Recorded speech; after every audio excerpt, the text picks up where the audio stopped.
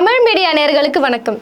திரு விஜய் அவர்கள் ஆட்சியேற்ற நாள்ல இருந்தே ஒரு வார காலமாகவே விஜய் அப்படி பண்ணிட்டாரு, விஜய் இப்படி பண்ணிட்டாருன்னு சொல்லிட்டு இந்த டயர்டு விளம்பரம் வரும்ல, இந்த அழுக்கு சட்டையில இப்படி புஸ்குன்னு தேய்ச்சதோ வெள்ளையாயிடும் அப்படின்ற மாதிரி ஆயிடும்ல. ஸோ அதே விளம்பரத்தை காட்டுறாங்க. பாருங்க, ஒரே வாரத்துல பெண்கள் பாதுகாப்பு இங்க கிளீனா இருக்கு, ஒரு சில சட்ட ஒழுங்கு தூய்மையா இருக்கு, அப்படி இப்படின்னு சொல்லிட்டு இந்த டிவிகே வீச்சுவல் வாரியர்ஸ் பண்ற அலப்பறை இருக்குதே, எல்லாமே உருட்டு தான். இந்த தமிழக வெற்றி கழகத்தை தமிழக உருட்டு கழகம்னு மாத்திடலாம் போல. செய்யாத ஒரு விஷயத்தை எப்படி ஹைப் ஏத்தி காட்டுறாங்கன்னு சொல்லி மொத்தமா நம்ம இன்னைக்கு எக்ஸ்போஸ் பண்ண போறோம். இந்த ட்விட்டர் வெற்றி கழகம் இருக்குல்ல, என்னம்மா புது கட்சியா சொல்ற? ட்விட்டர் வெற்றி கழகம் ஒரு கழகமே இல்லையம்மான்னு கேட்டிங்கன்னா, தமிழக வெற்றி கழகம் தான் இனிமேட்டு அஃபீஷியலாகவே ட்விட்டர் வெற்றி கழகம்னு மாறப்போகுது. ஏன்னா எல்லாமே அவங்க ஆன்லைன்ல தான் அந்த அரசியலே பண்ணிட்டு இருக்காங்க. அந்த வகையில எல்லா விஷயத்தையும் ப்ரொமோட் பண்றது. இப்ப சமீபத்துல ஒரு ட்ரெண்டிங்கா ஒரு பாட்டி போயிட்டு இருக்காங்களே, இந்த பூட்டி இருக்கிற டாஸ்மாக் வெளியே போய் நின்றுட்டு பாருங்க, 40 வருஷமா இங்க இருக்க டாஸ்மாக் மூடணும்னு சொல்லி நாங்கெல்லாம் போராடிட்டு இருக்கோம். இப்போ தளபதி அவர்கள் ஆட்சி வந்த அப்புறமா தான் இந்த டாஸ்மாக் மூடி இருக்கிறாங்க, நாங்க நிம்மதியா இருக்கோம் அப்படின்ற மாதிரி வீடியோ எடுத்து போடுறாங்க. அது வைரல் ஆகுது. இது யாரு வைரல் ஆக்குறாங்களோ இல்லையோ, டிவிகேயோட விர்ச்சுவல் வாரியர்ஸும் டிவிகே தொண்டர்களும் என்ன பண்றாங்கன்னா வேகமா இந்த வீடியோ ஷேர் பண்ண ஆரம்பிக்கிறாங்க. நாம அந்த வீடியோ பாக்குறோம். பார்க்கும்போதே அந்த பாட்டி பேசுறது ஒரு ப்ரொஃபஷனல் டோன்ல இருக்கு. இப்போ நான் ஒரு vlogger வச்சுக்கோங்களேன், ஹாய் ஹலோ இன்னைக்கு பாருங்க நம்ம எங்க வந்திருக்கோம் அப்படின்ற மாதிரி பேசுவோம்ல, அதே மாதிரி அவங்க பேசுறாங்க. எனக்கு என்னமோ இடிச்சுது, என்ன இவங்க வித்தியாசமா பேசுறாங்களே, ஒரு வேலை இவங்க அப்படி இருப்பாங்களோ, ஒரு இன்ஃப்ளூயன்ஸா இருப்பாங்களோன்னு சொல்லி அவங்கள பத்தி நம்ம சின்ன சர்ச் பண்ணி பார்க்கும்போது அவங்க ஏதோ வீக்கு அப்படின்ற மாதிரி ஏதோ சேனல் வச்சிருக்காங்க போல. அவங்க வீடியோஸ்லாம் தொடர்ந்து எடுத்து பார்த்தோன்னா, ஹாய் இவங்க வீக்கே இது சேனல், இது வீக்கே சேனல் அப்படின்ற மாதிரி பேசுறாங்க. அடா ரைட்டு, இவங்க ஒரு இன்ஃப்ளூயன்சர் போல. சரி, இவங்க இன்ஃப்ளூயன்சர் கண்டுபிடிச்சாச்சு. இவங்க எந்த பின்புலத்துல இருந்து வந்திருக்காங்க, எது மாதிரியான வீடியோஸ்லாம் இவங்க போடுறாங்கன்னு தொடர்ந்து பார்த்தோன்னா எல்லாமே ஒரு மூட நம்பிக்கை சார்ந்த மாதிரி வீடியோலாம் போடுறாங்க. இந்த மாதிரி இப்போ உப்பு ஜாடியில் பணம் பெருக, இந்த மாதிரி பண்ணுங்க, உங்க வீட்டில் நெகட்டிவ் எனர்ஜி இருக்கா, ஸோ அந்த மாதிரி வீடியோஸ்லாம் அவங்க தொடர்ந்து போட்டுட்டு இருக்காங்க. சரிப்பா, இவங்க இன்ஃப்ளூயன்சர் கன்ஃபார்ம் ஆயிடுச்சு. இவங்க வாண்டடா இந்த வீடியோ போடுறாங்கன்னா சரி, யார் வேணா வீடியோ போடலாங்க. இன்ஃப்ளூயன்சர் ஒரு கருத்தை தெரிவிக்க கூடாது, ஒரு வீடியோ போடக்கூடாது, ஒரு ஆட்சியை பற்றி நிறைகுறைகள் பேசக்கூடாது அப்படிலாம் கிடையாது. அது உண்மையான தகவலா பேசுறாங்களா, அதுதான் இங்க முக்கியமான ஒரு விஷயம். அந்த வகையில் அவங்க என்ன பேசியிருக்காங்க அந்த வீடியோ பார்த்தோன்னா, மொத்தமா அவங்க திறந்தது எல்லாமே ஒரு பொய்யான ஒரு விஷயங்கள் தான்.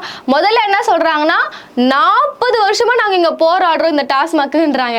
40 வருஷமா? அந்த ரீட்டைல் டாஸ்மாக்ல ஓபன் பண்ணி 2003 தான் ஓபனே பண்றாங்க. 2003 தான் அந்த டாஸ்மாக்கே ஓபன் ஆகுது. இவங்க 40 வருஷமா போராடுறேன்றாங்களே, இது என்ன கதை இது? அப்போ ஒருவேளை இங்க டாஸ்மாக் வர போகுது, இங்க விஜய் அவர்கள் ஆட்சி அமைக்க போகிறாரு, இங்க பேஸ்மெண்ட்டை போட்டு வைங்கன்னு சொல்லி திறக்கிறதுக்கு முன்னாடி காலத்தே போராடுறாங்களா? ஸோ அவங்க சொன்ன அந்த டைம் பீரியட்றதே அங்கே தப்பான ஒரு விஷயம். சரி விடுங்க, அது ஏதோ ஹைப்பத்துக்காக சொல்றாங்க கூட வச்சுக்கோங்க. மூடுனா தானே இங்க கண்டென்ட்டே, மூடுனது உண்மையா? விஜய் அவர்களால இந்த ஆட்சியில இந்த டாஸ்மாக் மூடப்பட்டிருக்கா அப்படின்னு சொல்லி சர்ச் பண்ணி பார்த்தோன்னா அதுவும் கிடையாது. இவங்க என்ன பண்ணிட்டாங்கன்னா, காலையில 9 மணிக்கு போயிட்டு எப்போ அந்த டாஸ்மாக் மூடி இருக்கோ அந்த டைம்ல பண்ணிட்டு பாருங்க வீடியோ போட்டு, இங்க பாருங்க பூட்டு தொங்குது, இங்க வேற விஜய் அவர்கள் மூடிட்டாரு, இங்க நாங்க நிம்மதியா இருக்கோம் அப்படின்ற மாதிரி வீடியோ போடுறாங்க. நீங்க சொல்ற அந்த டைமுக்கு அந்த ஒரு டாஸ்மாக் இல்ல, தமிழகத்துல இருக்கிற எல்லா டாஸ்மாக்கும் மூடிதான் இருக்கும். அப்ப நீங்க சொல்ற மாதிரி பார்த்தோன்னா தமிழகத்துல இருக்க எல்லா டாஸ்மாக்கும் விஜய் அவர்கள் மூடிட்டாருன்னு சொல்லி சொல்லலாம். அப்போ தொடர்ந்து இவங்களை பத்தி பார்த்தோன்னா இன்ஃப்ளூயன்ஸ் கிட்ட காசு கொடுத்து பேச வைக்கிறது, அதே வகையில தான் இந்த பாட்டியும் செயல்பட்டு இருக்காங்க. சரி, இது ஒரு சைடு விடுங்க, இவங்க எக்ஸ்போஸ் ஆயிட்டாங்க, அதுக்கு வீடியோ எல்லாம் வந்துருச்சு. மூடுற டைமிங், திறக்கிற டைமிங் அந்த டைமா போய் நின்றுட்டு இந்த 1000 ரூபாவை நம்பி குடும்பம் ஓட்டக்கூடிய மக்கள் இங்க சாமானிய பெண்கள் நிறைய பேர் இருக்காங்க. அது அவங்களுக்கு மிகப்பெரிய ஒரு விஷயம். ஸோ இந்த 2500 ரூபாய் இன்க்ரீஸ் ஆயிடுமே, நம்ம ஓட்டு போலன்ற நம்பிக்கையில ஓட்டு போட்டாங்க. இப்போ என்ன ஆயிடுச்சுன்னா, தொடர்ந்து எதிர்கட்சி தலைவர்களும் ஸ்டாலின் அவர்களும் என்ன பண்ணிட்டாங்கன்னா, இதை எதிர்த்து கேள்வி கேட்க ஆரம்பிச்சிட்டாங்க. 2500 ரூபாய் போடுற நீங்களே ஏன் இன்னும் போடலன்னு கேள்வி கேட்டதுமே இன்னைக்கு அந்த 1000 ரூபாய் விழுந்திருக்கு. அந்த 1000 ரூபாயுமே மிகப்பெரிய ஒரு போராட்டங்களுக்கு அப்புறம் தான் விழுந்திருக்கு. இப்போ என்ன பண்ணிட்டாங்கன்னா, தொடர்ந்து இப்போ ஆட்சி அமைச்சாச்சு. இப்போ அடுத்த கேள்வி மக்கள் என்ன கேட்பாங்க, அந்த 6 சிலிண்டர் எங்க, அந்த 2500 ரூபாய் எங்கன்னு கேட்டுருவாங்க. நம்ம 2500 ரூபாய் தர முடியாது, நம்மளுக்கே தெரியும். அதாவது ஸ்டாலின் அவர்களே சொல்லிட்டாரு, உங்களால அந்த 2500 ரூபாய் தர முடியாது, அட்லீஸ்ட் இருக்கிற இந்த 1000 ரூபாய் கொடுங்கன்னு சொல்லிட்டு அவரே சொல்லிட்டாரு. அதனால இவங்க என்ன பண்ணிட்டாங்கன்னா, இந்த டைம் பீரியடை இழுத்து அடிக்கிறது. மக்கள் என்ன பண்ண ஆரம்பிச்சிட்டாங்கன்னா, தேதி ஆயிடுச்சு, இப்போ இந்த 1000 ரூபாய் வருமா வராதா, 2500 ரூபாய் வருமா வராதான்னு சொல்லிட்டு அவங்க அந்த ஏக்கத்திலேயே அந்த கன்ஃபியூஷன்லேயே இருந்துட்டாங்க. இப்போ இந்த 1000 ரூபாய் போட்டதும் நல்ல வேலை இந்த 1000 ரூபாவா வந்துச்சு அப்படின்ற மனநிலைக்கு மக்கள் போயிட்டாங்க. அதனால இந்த 2500 ரூபாவை நோக்கி யாரும் கேள்வி கேட்க மாட்டாங்க அப்படின்ற ஒரு எண்ணத்துல இது போயிடுச்சு. இது மட்டும் தான் பார்த்தீங்கன்னா இப்போ இந்த 2500 ரூபாய் அவர் எப்பதான் தருவாருன்னு கேட்டீங்கன்னா இப்பதான் ப்ராசஸ்லாம் போயிட்டு இருக்கான். அதாவது தகுதி அடிப்படையே தர போறாங்களாம். இப்போ ஒரு 1.35 கோடி பேர் வந்து இதுல பயன்படுறாங்கன்னா இதுக்கு வந்து இப்போ அவங்க அனலைஸ் பண்ணிட்டு இருக்காங்களா, யாருக்கெல்லாம் இந்த காசு தரலாம், எவ்வளவு பெண்கள் இருக்கிறாங்க, தகுதி அடிப்படையில் பிரிச்சுட்டு இருக்காங்களா. கூடிய சீக்கிரம் நான் தரேன்னு சொல்றாங்க. இப்போ ஒரே கேள்வி என்னன்னா, இதையே தானே திமுக அரசும் பண்ணுச்சு. அதாவது இலவசம்ன்றது எல்லாருக்கும் போய் சேரக்கூடாது. இங்க வந்து ஒரு சொந்தமா வீடு வச்சுட்டு இருப்பான், கார் வச்சுட்டு இருப்பான், பங்களா வச்சுட்டு இருப்பான், அவங்களுக்கு இந்த 1000 ரூபாய் போய் சேரணுமா இல்ல இல்லாதவங்களுக்கு போய் சேரணுமா? சோ தகுதியின் அடிப்படையில யாருக்கு எக்கனாமிக்கலா ஒரு தேவை இருக்கோ அவங்களுக்கு போய் சேரணுன்றதுக்காக தான் இந்த தகுதியின் அடிப்படையில அந்த 1000 ரூபாய் கொடுத்தாங்க. அப்போ திரு விஜய் அவர்கள் எப்படி விமர்சனம் பண்ணாருன்னா, நீங்க 1000 ரூபாய் தரேன்னு சொல்லிட்டு அதுக்கப்புறம் என்ன பண்ணீங்க, நீங்க தகுதி அடிப்படையில் தரேன்னு சொல்லி மக்களை ஏமாத்துனீங்க. நான் அப்படிலாம் கிடையாது, அனைத்து மகளிருக்கும் 2500 ரூபான்னு சொன்னீங்க, இப்ப நீங்க தகுதி அளவு பிரிக்கிறீங்க. சரி, இதுல மட்டும் தான் இந்த அந்தர்பல்ட்டியான்னு பார்த்தோம்னா அந்த 200 யூனிட் ஃப்ரீன்னு சொன்னார்ல, அதுலயும் அப்படியே தலைக்கீழ பேச ஆரம்பிச்சிட்டாரு. இந்த 500 யூனிட்குள்ள யார் ஃப்ரீயா யூஸ் பண்றாங்களோ அவங்களுக்கு மட்டும் தான் நான் இந்த 200 யூனிட் தருவேன் அப்படின்ற மாதிரி அதுலயும் ஒரு அந்தர்பல்ட்டி. ஸோ தொடர்ந்து பார்த்தோன்னா மக்களை மிகப்பெரிய அளவுல ஏமாத்திட்டு இருக்காங்க. இப்ப பாத்தீங்களா, ஒரு அணில் ரமேஷ் நம்ம ஈரோட்டில் அவர் என்ன பண்றா, கிளம்ப ஆரம்பிச்சிட்டாருங்க. ஸோ மொத்தமாக பார்த்தோன்னா அவர் கொடுத்த வாக்குறுதிகள் எதுவுமே அவரை நிறைவேற்ற ஆரம்பிக்க கூட இல்லை. அவருக்கு தெரிஞ்சிச்சு. அவர் வந்து இந்த தேர்தல் வாக்குறுதிகளை கொடுக்கும் போதே தமிழக அரசு பட்ஜெட்டை ரிலீஸ் பண்ணிட்டாங்க. அது எல்லாம் பார்த்துட்டு கூட கொடுத்துருக்கலாம், பாத்திரம் செய்ய முடியாது, மக்களை ஏமாற்றி ஓட்டு வாங்க கொடுத்தாரோ என்னமோ தெரியல.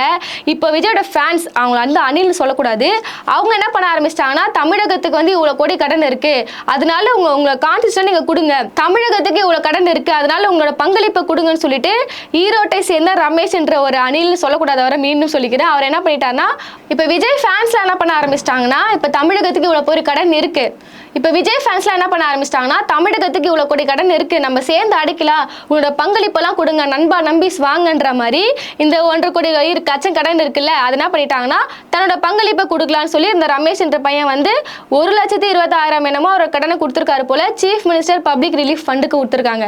இதை பொறுத்து பார்த்தோம்னா இந்த ரிலீஃப் ஃபண்டுன்றது ஒரு பேரிடர் காலத்துல அது மாதிரி சிஎம்க்கு ஒதுக்கி இருப்பாங்கல்ல, அந்த நிதியில வந்து ஒரு பேரிடர் காலமோ இல்ல ஆபத்து காலமோ அது மாதிரி தவிர்க்க முடியாத சூழ்நிலையில இந்த மாதிரி பணத்தை யூஸ் பண்ணுவாங்க. இந்த சிஎம் ரிலீஃப் ஃபண்டை பத்தி பார்த்தோன்னா ஒரு பேரிடர் காலமோ இல்ல தவிர்க்க முடியாத ஒரு இடர்காலத்துல இந்த ஃபண்ட்ல இருந்து எடுத்து யூஸ் பண்ணுவாங்க.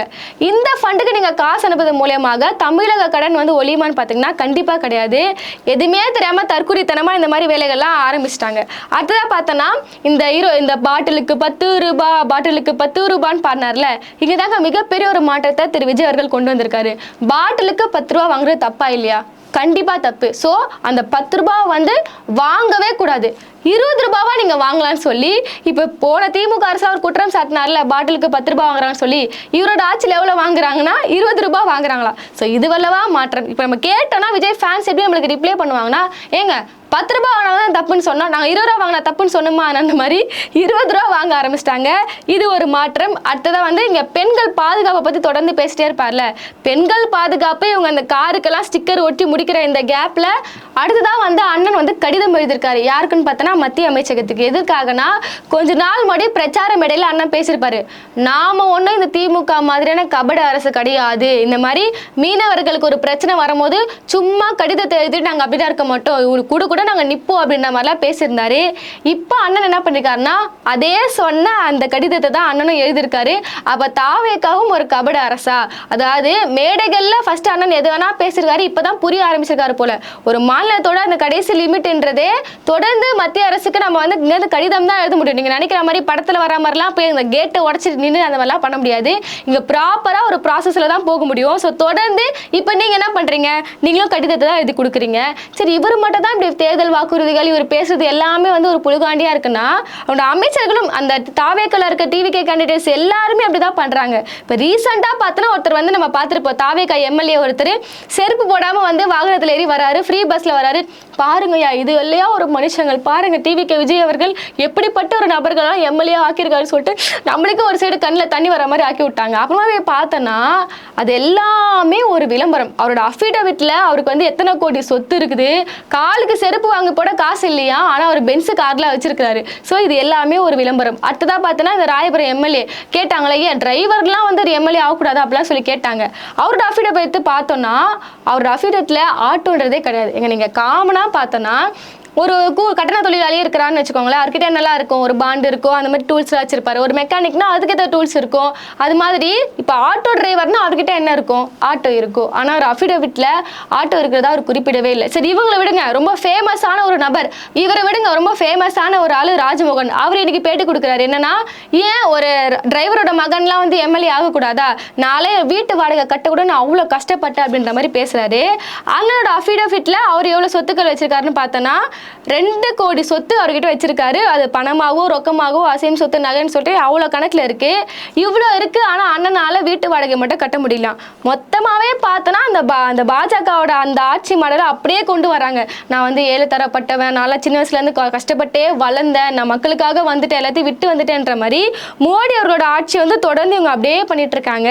சரி, இவ்வளோ பண்ணுறீங்களே, நீங்கள் வந்து நாளைக்கு மக்களுக்காக எதுனா ஒன்றுனா சட்டசபைக்கு போய் எப்படி பேசுவீங்க அப்படின்ற மாதிரி மிகப்பெரிய ஒரு குழப்பத்தில் இருக்கும்போது அங்கேயும் மிகப்பெரிய ஒரு செக்கை வைக்கிறாங்க. சட்டசபையில் போயிட்டு விஜய் அவர்கள் என்ன பண்ணுறாருன்னா, எதுவுமே பேசல. அவருக்கு ஒரு ஸ்கிரிப்ட் இருக்குது.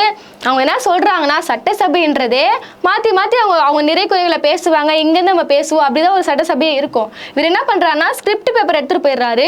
அதை அப்படியே படிக்கிறாரு. படித்து முடிச்சுட்டு அவங்க ஏதாவது தரப்பில் சொல்கிறாங்க, அதை கேட்டுட்டு வந்து வீட்டுக்கு வந்து ரிப்ளை கொடுக்குறாரு. இப்போது உதயநிதி அவர்கள் வந்து இந்த மாதிரி பேசுகிறாரு, நீங்கள் வந்து பெரும்பான்மையாக நீங்கள் கட்சி ஜெயிச்சு வரல, இந்த மாதிரி எம்எல்ஏக்கள் அங்கேருந்து வாங்கியிருக்கீங்க, குதிரை பேரம் பேசியிருக்கீங்கன்ற மாதிரி பேசுகிறாரு. ஸோ அங்கேருந்தே அவருக்கு என்ன பண்ண முடியலன்னா ரிப்ளை கொடுக்க முடியல. வீட்டுக்கு வந்துட்டு அதுக்கப்புறம் அவர் ரிப்ளை கொடுக்குறாரு. இந்த மாதிரி அவர் அட்மினை வச்சு எழுதிட்டு சொல்லிட்டு ஒரு பெரிய அறிக்கையை வெளியிடுறாங்க. எனக்கு என்னன்னா, இவரை சிஎம் ஆகுறது போல அவரோட அட்மினே சிஎம் ஆக்கிடலாம் போல அந்த வகையில் இருக்கு. ஸோ நாளை பின்ன மக்களுக்கு ஏதாவது ஒரு பிரச்சனை இவர் எப்படி பேச போகிறாரு. அதாவது இப்போதான் அவருக்கு வந்து நிதர்சனம்னா என்னன்னு புரியுது போல. சினிமாவில் மிகப்பெரிய ஸ்கிரிப்ட் வச்சுலாம் பேசிடலாம், ஆனால் அரசியல் களத்தில் அப்படிலாம் பேசவே முடியாதுன்றது அவருக்கு இப்போதான் புரியுது போல. தொடர்ந்து பார்க்கும் இதுக்கப்புறம்னா.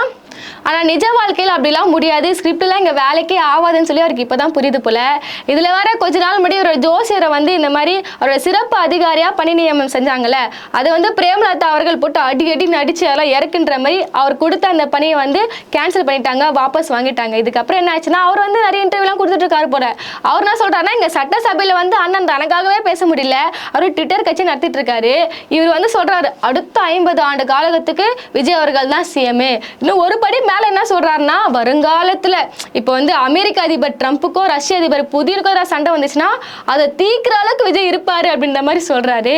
என்ன வகையிலன்னு தெரியல. அவருக்கு ஒரு பிரச்சனை வரும்போதும் பேசல, மக்களுக்கான ஒரு பிரச்சனையும் பேசல. இவர் எப்படி வந்து ட்ரம்ப்புக்கும் புதிர்ப்பா வேற லெவல்ல போயிருக்காங்களே, அவங்களை யாரும் தடுக்கவே முடியாது, அவங்களாம் நார்மல் பீப்புள்ஸே கிடையாதுன்ற மாதிரி போயிட்டு இருக்கு.